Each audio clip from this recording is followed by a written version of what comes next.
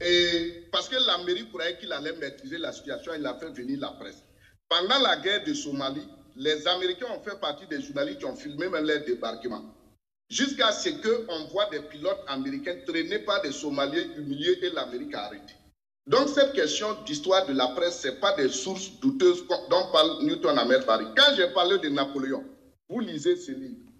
Et le crime de Napoléon, Claude Ribet, ou si vous voulez, vous pouvez vous référer au colloque qui a été organisé sur le rétablissement de l'esclavage. Vous allez voir comment Napoléon a supprimé 60 des 73 presses parisiennes pour pouvoir rétablir l'esclavage.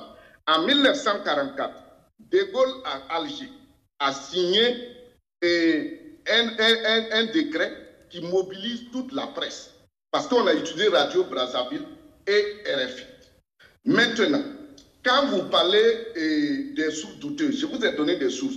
Vous dites que je suis aux États-Unis, pays de liberté où on tue les... Les États-Unis, pendant la guerre froide, ont créé Radio Liberté. On créé 2 radios pour parler aux Allemands de l'autre côté, à l'autre monde.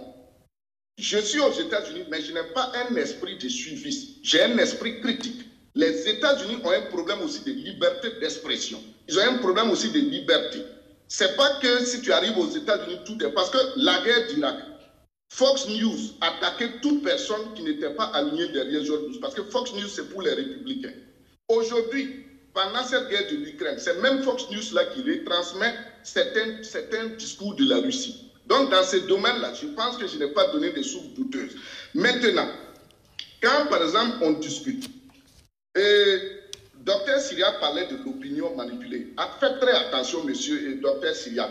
C'est ce que les Français et les Occidentaux ont passé tout le temps à dire à l'Afrique média, à l'Afrique, qu'ils sont manipulés par la Russie. Aujourd'hui, ils sont en train de récolter les pots cassés parce que les gens ne pensent pas que les Africains ont l'esprit critique. Ça, c'est l'esprit racialiste et évolutionniste qu'on a de l'Afrique. Vous, aujourd'hui, vivant au Burkina Faso, ne pas aller à l'école, ne pas utiliser les réseaux sociaux ne veut pas dire qu'on n'a pas l'esprit critique. Quand, par exemple, aujourd'hui, on dit que des journalistes sont attaqués au Burkina, il y a un problème. Soyons sincères, mes chers confrères. Le journaliste Adjouman David Toumbiano, quel journaliste peut dire qu'il a vécu mieux pendant ce qu'il a vécu, pendant l'insurrection? Il a convoqué qui? Nous sommes tous témoins. Newton Ahmed Barry n'a qu'à être sincère. C'est que Adjouman David Toumbiano a vécu pendant l'insurrection. Les gens l'ont insulté. Il a disparu des médias.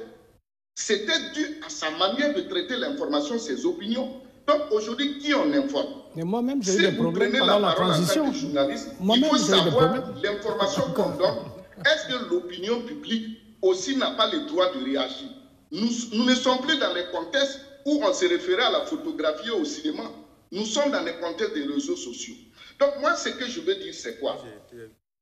Tout ce que le gouvernement demande, c'est parce que le gouvernement ne prend pas même des mesures régaliennes. Sinon, le gouvernement n'a pas à négocier. Par exemple, à propos de les limites des communications, Hervé Dapa est témoin. Sur ce plateau, j'ai toujours dit, il faut que chaque ministère, les DCPM là sont là pourquoi? Ce sont eux qui doivent organiser la communication. J'ai dit que l'armée n'a qu'à avoir une communication précise avec une personnalité qui est là, qui sort, qui fait tout. Donc, à ce niveau, on est d'accord que le gouvernement doit changer sa manière de communication. Mais il ne faut pas qu'on répète les cours qu'on a eu à l'école sur la liberté de presse. Aujourd'hui, au Burkina, il n'y a pas de problème. Il y a des journalistes ou des médias qui ont des problèmes avec l'opinion burkinabé.